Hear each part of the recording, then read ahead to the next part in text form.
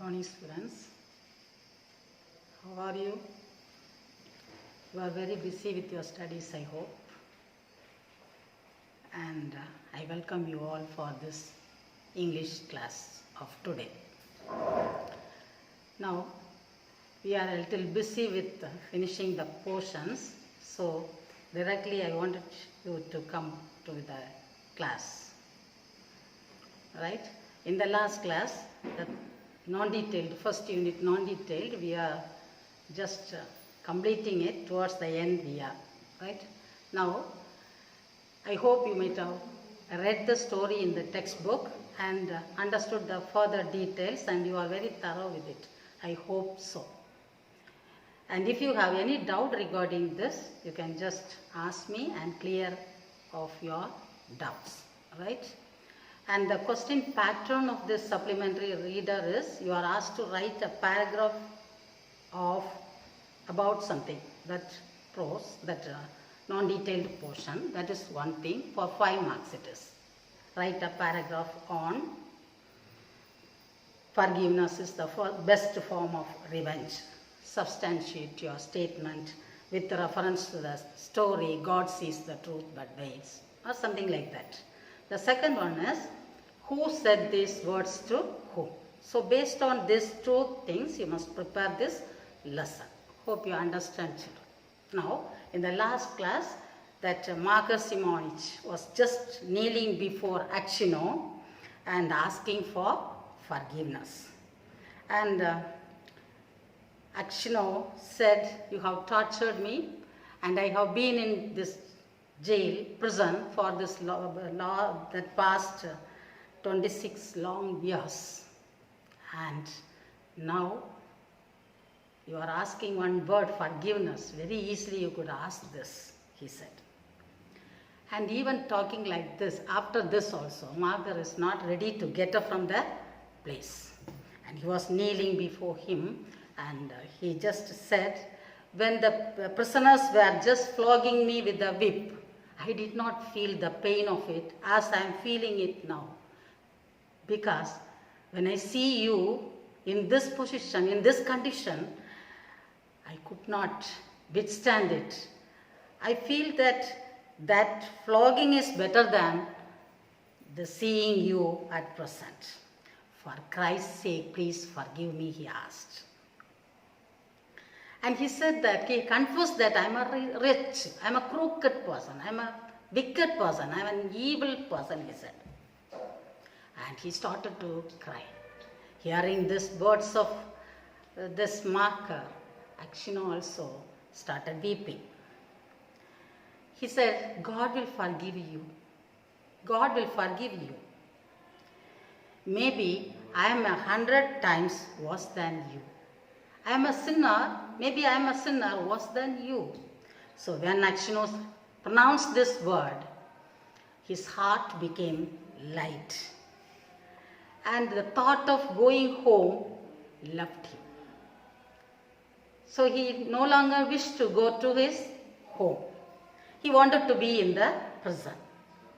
And now XII has forgiven Marker, and he wanted to be in the prison, and he is counting the last days of him.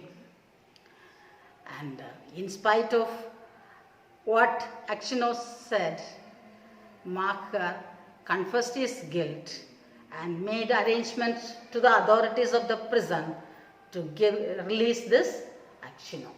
And the order is just passed to the prison authorities that XII can be released from the prison. But by the time the order comes, XII was already dead.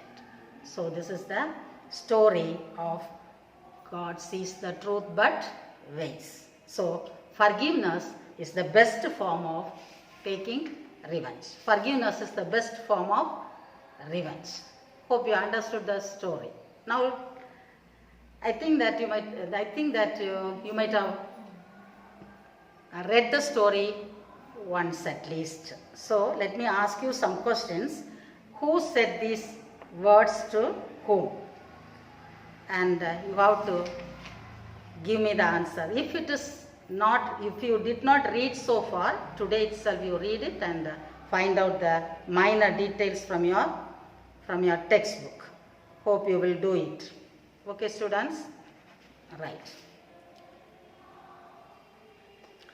Well, friends, I only took the horse that was tied to a sledge. Who said these words? Marcus Simonis said to the convicts of the prison.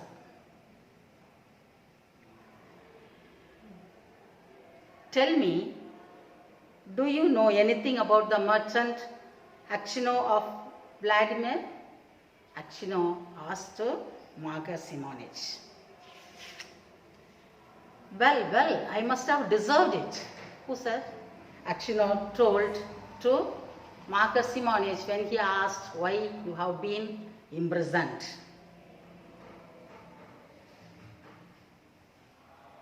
Then, just you keep quiet, old man, and you shall get out too, Marcus Simonis said to XII. Well, old man, tell me the truth.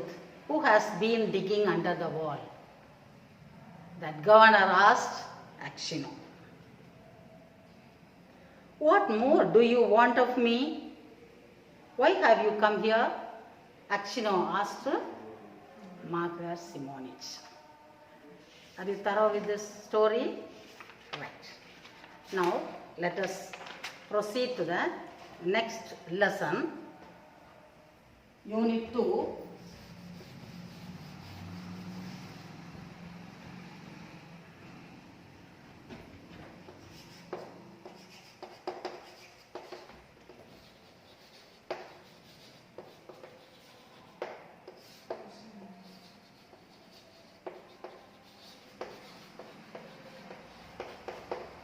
A Nice Cup of Tea by George Orwell. So I wanted to tell you one or two sentences about this author. His name is, the name of this author is Eric Arthur Blair.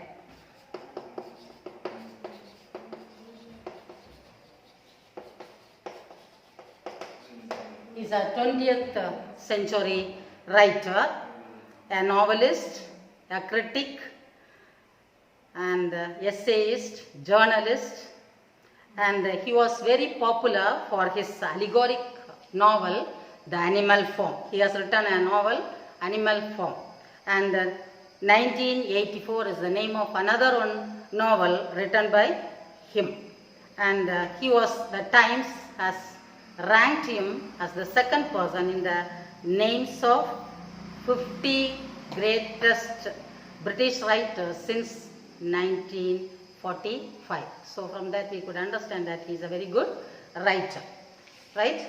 The title of the lesson is A Nice Cup of Tea. There is an idiom, a nice cup of tea. Do you know what is the meaning of that idiom, a nice cup of tea? See, reading is a nice cup of tea. Reading is a nice cup of tea for me. My nice cup of tea is gardening. So it's a favorite thing, right? It's a favorite work that we does. So reading books is a cup of tea for me. Right. So A Nice Cup of Tea, written by George Orwell. I told you Eric Arthur Blair is his full name, and he used this name George Orwell as a pen name. Only for writing purpose, he used this name George Orwell. He is a 20th century writer, and he is a very good writer. In the previous syllabus of this plus 2, that is just before 10 years, there was a lesson in that syllabus written by George Orwell. The title of that lesson is Bookshop Memories, where the author narrates his experience of working in a bookshop.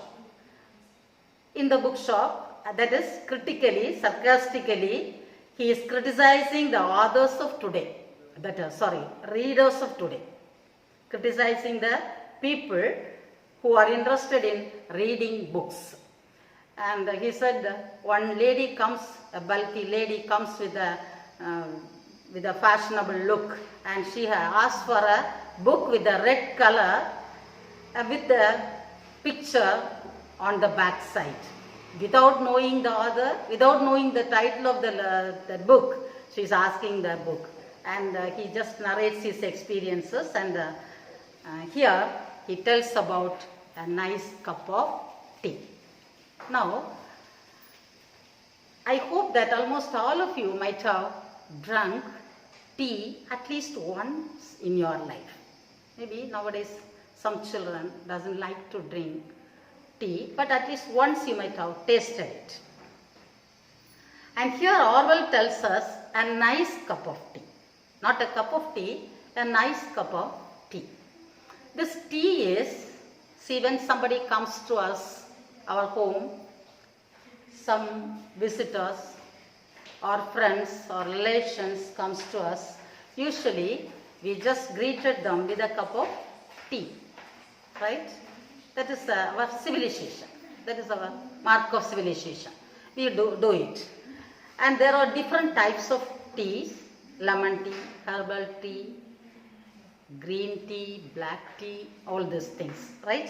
And how to prepare a cup of tea is being given by Orwell in this.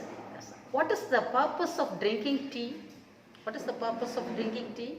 To make you refresh yourself. When you feel bored, you wish to have a cup of tea to get relaxed. And when there is a break, you wish to have a cup of tea to get stimulated to do your future further works. So tea plays a very vital role in this society nowadays. Now, a nice cup of tea. Orwell gives us an account of preparing a nice cup of tea. If I ask you students, how will you prepare tea? See, in the previous levels there is a question describing a process. In the describing a process, they ask us to describe a process. There, most often, they ask a question, how will you prepare a cup of tea? And when the children writes the answer, we enjoy reading it because there are different types of making a cup of tea. How will you make lemon pickle? How will you make an omelette? How will you connect the cylinder, gas cylinder to the knob? All these types of questions they will be asking. So here, Orwell, see, when I ask you, how will you make a cup of tea? You will say that we will take water and milk in a vessel. We will add one cup of milk, 1 cup of water, 2 teaspoons of tablespoons of sugar, and 1 teaspoon of tea dust. And we will just close the lid and boil it till it boils, and after that we will filter it, and the tea is ready. This is the answer given by most of the students when describing the process was asked. Now here Orwell tells us how to make a nice cup of tea. So after learning this, after listening to this preparation of Orwell, you must tell your parents, mother especially, or the one who makes tea in your home, to prepare the tea in this manner, to have a very good cup of, very nice cup of tea, right? How this tea is, how do we get this tea? Do you know, children, in the hillsides, mountainous areas, tea is planted, and when people collects the tea leaves and they dry it for few days, after that it will be taken for processing purposes, and finally we get the tea dust. See, in Ooty we have a tea factory where you could see how the tea is being processed and distributed to the people. Right. Now take your textbook, children. In page number 34, a nice cup of tea written by George Orwell. Here are few varieties of tea. How many of these have you tasted? How many varieties have you tasted so far? Tick the boxes. Herbal tea, iced tea, lemon tea, green tea, black tea, tea with milk. You might have tasted, just take it off. You would have seen lovely packets of tea on the shelves in supermarkets and shops. Have you ever wondered how tea powder is obtained from the plants? Have you ever wondered how do we get this tea powder? It is from the leaves we are getting. Look at the picture and describe the process. So when you get a chance to go to Ooty, just have a glance at this tea factory, right? Now read the following essay with which George Orwell highlights the distinctive features of preparing a nice cup of tea. Here he gives an account of how to prepare a nice cup of tea. Right. If you look up tea in the first cookery book that comes to hand, you will probably find that it is unmentioned, or at most you will find a few lines of sketchy instructions which give no ruling on several of the most important points. So if you just look at the tea recipe in the first cookery book, there is hardly one or two sentences you could see, and that too it is not clearing. It is not a rule at all. Not a detailed account of the preparation of tea is found in the early cookery books. Not a thorough idea is given in that book. So at the early stage, if you look up tea, for preparation of tea, you won't get much information there. This is curious not only because tea is one of the mainstays of civilization in this country. This is interesting, a little interesting preparation of tea, because tea is one of the mainstays of civilization in this country. In our country, even in England, tea is the mainstays of civilization. So we wanted to give the best. Since we are civilized, we wanted to give the best. So it is a topic of interesting to everyone. As well as in Ayr, Australia and New Zealand, Ayr is Ireland, Australia, New Zealand, people use tea as a mark of civilization. When visitors comes in functions, this tea plays an important role. But because the best manner of making it is the subject to violent disputes. But how to prepare tea is a subject of violent dispute. It's a topic of controversies.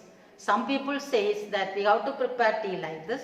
Some other people say that we have to prepare tea like this. It is a matter of dispute. Some controversies. Difference of opinion. Understood, children? Next paragraph. When I look through my own recipe for the perfect cup of tea, I find no fewer than 11 outstanding points. So when I just look for how to prepare tea, when I thought of preparing tea, 11 important points come to my mind. I thought that these are the important points that we have to follow in the preparation of tea. And perhaps two of them there would be pretty general agreement. So for two ideas, 2 points, everyone will agree. But at least 4 others are acutely controversial.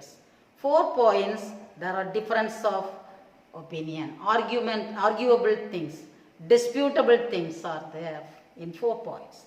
Here are my own 11 rules, every one of which I regard as golden. So here I am giving you 11 golden points to prepare a nice cup of tea. Right? Now let us see what are the 11 tips he is giving us to prepare a nice cup of tea. First of all, one should use Indian or Ceylonese tea. China tea has virtues which are not to be despised nowadays. It is economical, and one can drink it without milk, but there is not much stimulation in it.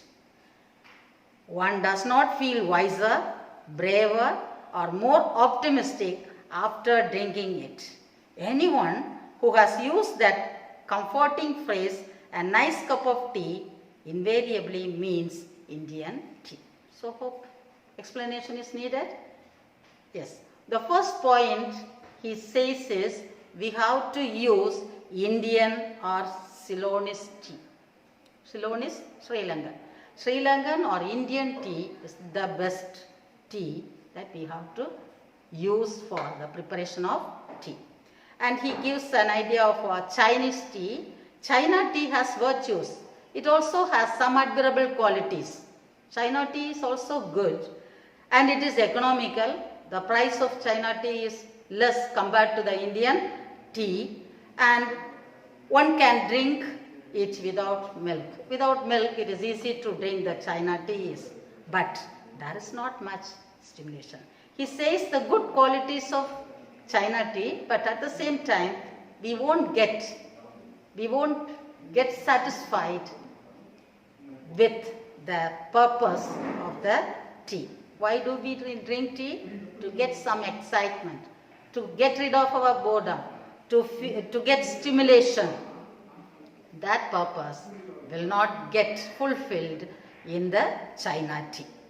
One does not feel wiser, that is brisk, brave, or more optimistic, positive towards the work that you are doing maybe after drinking it. So you won't get that enthusiasm to continue your work after drinking the China tea. So he advised us to use Indian tea. So this first point we people are following, I hope. So everyone uses only Indian tea. So he advised us to use Indian tea. Now the second point is, secondly, tea should be made in small quantities, that is in a teapot. Tea out of an urn is always tasteless, while army tea made in the cauldron tastes of grease and whitewash. The teapots should be made of china or earthenware. Silver or Britannia ware teapots produce inferior tea, and enamel pots are worse through, curiously enough, a pewter teapot is not so bad. So now the second one is, he says that tea must be made in small quantities. See, some people have the habit of preparing tea just like giving water to the cattle in cups and cups together, and they will be just drinking like cattle drinking water. That is, and Orwell says that if you make tea in large quantities, it won't be nice, it won't be tasty. And that too, you have to make it in a teapot. Tea which is made in an urn is always tasteless. What is urn? Urn is a small vase with a cover with a narrowed neck above the rounded body and a footed pedestal. See, you might have seen this urn where in olden days people used to keep the ashes of the dead bodies. That is urn. That is the actual meaning of the urn. Now this urn, that shape of vessels are available in our area, and he advised us not to use that urn. Because if you make tea in that urn, it will be tasteless. While army tea made in a cauldron, a very big pot used for boiling things, water or tea or whatever it is, milk. If you make tea in cauldron, the taste of grease or whitewash will come. So that is also not preferable. The teapot should be made of china or earthenware. So Orwell advises us to make tea in small quantities in earthen pots. How many of us are using earthenware for the preparation of tea in our home? So Orwell says if you want to get a nice cup of tea, You have to use earthenware.